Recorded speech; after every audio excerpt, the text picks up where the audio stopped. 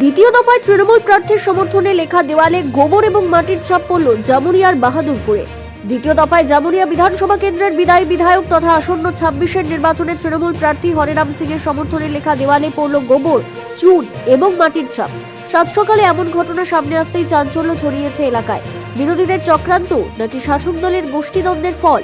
কেন বারবার এই ঘটনা ঘটছে, উঠছে এমনই প্রশ্ন।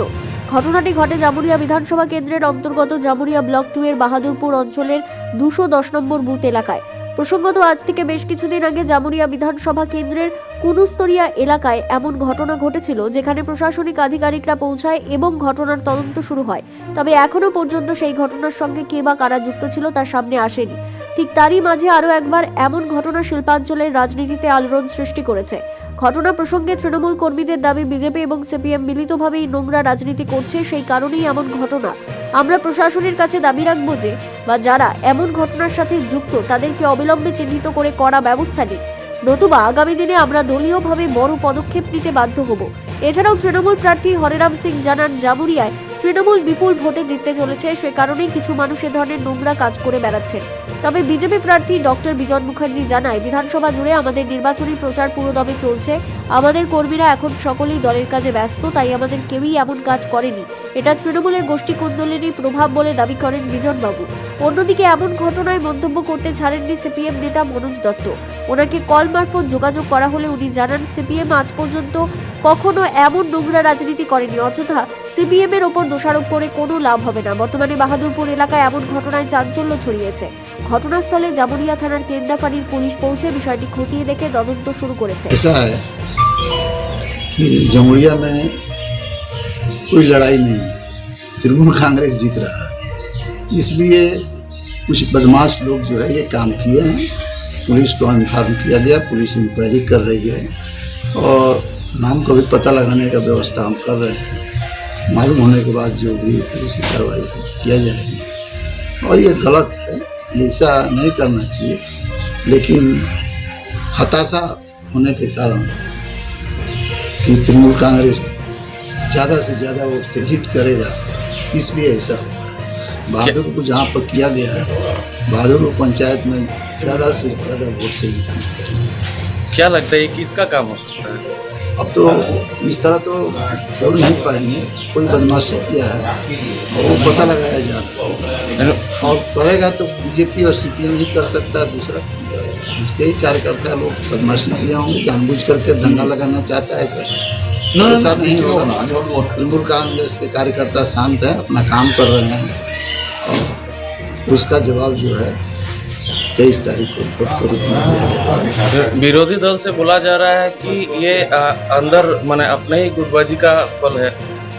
ना, ऐसा कोई गुटबाजी मेरे संगठन में नहीं है। और ब्लॉक 2 में 8 पंचायत है, 8 पंचायत में ज़्यादा से ज़्यादा वोट से हम जीतना रहेंगे, कोई ग्रुपबाजी नहीं। ভারতীয় জনতা পার্টি পুরো মাত্রায় এখন ব্যস্ত নিজেদের প্রচারে। সেখানে অন্য পার্টির লোকেরা কি করছে বা তারা কি করছে সেটা ভারতীয় জনতা পার্টি দেখেও না। আর এটা সর্বজন বিদিত বা সবাই জানে যে তৃণমূলের গোষ্ঠীদ্বন্দ্ব এখন আসানসোল জেলার মধ্যে কিরকম আছে এবং জামুরিয়া জেলার মধ্যে কিরকম রয়েছে, জামুরিয়া আমাদের বিধানসভার মধ্যে কিরকম রয়েছে। তো তারা যখন নিজেদের গোষ্ঠী কন্দলে আপনার মুছছে, দেওয়াল মুছে দিচ্ছে, প্রার্থীর বিরুদ্ধে বিভিন্ন রকম করছে, সেটা দেখুন তাদের সদিচ্ছা, তাদের ইচ্ছা, তারা যা খুশি করতে পারে। ভারতীয় জনতা পার্টি, আমি আগেও বলেছি যে এরকম বিশৃঙ্খলায় আপনার বিশ্বাস করে না বা এরকম কোনো ধরনের কাজ ভারতীয় জনতা পার্টি করে না। তো আমার মনে হয় ওনারা যেটা করছেন সেটা তাদের রুচির মধ্যে করছেন এবং তারা নিজেরাই বুঝে করছেন। সেখানে রাতের অন্ধকারে এটা বিরোধীদের কাজ। বিজেপি সিপিএম সব এখন এক হয়েছে। এই ভোটের আগে ওরা আসে, এক মাস ওদের দাপাদাপি লম্প সব থাকে, ভোটের পর আবার সব চুপচাপ হয়ে যায়। এটা রাতের অন্ধকারে কাপুরুষদের কাজ। বিজেপি সিপিএম সব বিরোধী দলের। বিজেপি বা সিপিএম এ তাদের দাবি যে তারা নির্বাচনী প্রচারে ব্যস্ত, তারা এই ধরনের কাজ কেন করবে? শাসক দলের গোষ্ঠীদ্বন্দ্ব। কোথায় নির্বাচনী প্রচারে ব্যস্ত? ওদের তো লোক নাই, জন নাই, ওরা তো এই করে বেড়ায়, রাতের অন্ধকারে এসব করে বেড়ায়। প্রশাসন এসেছিল? প্রশাসন এসেছে। প্রশাসনকে আমরা বলেছি যে খুব জলদি আমাদের ব্যবস্থা নিতে হবে, নচেত কেউ আমরাও ছেড়ে কথা কইব না। আচ্ছা, ভোটের আগে বারংবার এই ধরনের ঘটনা শিল্পাঞ্চলে ঘটছে, কতটা আপনারা কি ভাবছেন, এটা কি কারা কারা করতে পারে এই ধরনের ঘটনা? এটা বিজেপিরই কাজ, সঙ্গে সিপিএমও আছে। সারা বছর তো ওরা মাঠে থাকে না, 24 ঘন্টা সারা বছর আমরা মাঠে থাকি। ঠিক যখন ভোট আসে তখনই বিজেপির লোকরা বেরোয়, ঝুলি থেকে বেরোয় যে আমরা কিছু করব, কিন্তু কিছুই পারবে না।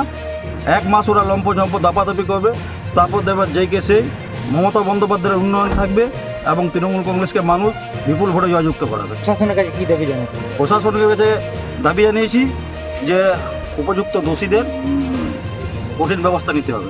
এই ঘটনা বারংবার চলতে থাকলে আগামী দিনে দলের পক্ষ থেকে কি সিদ্ধান্ত নিচ্ছেন?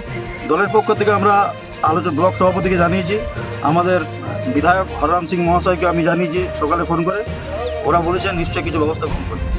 আপনার নাম? আমার নাম সন্দীপ সিনহা। জামুরিয়া থেকে রাকেশ লাহার রিপোর্ট, বিগ নিউজ বাংলা।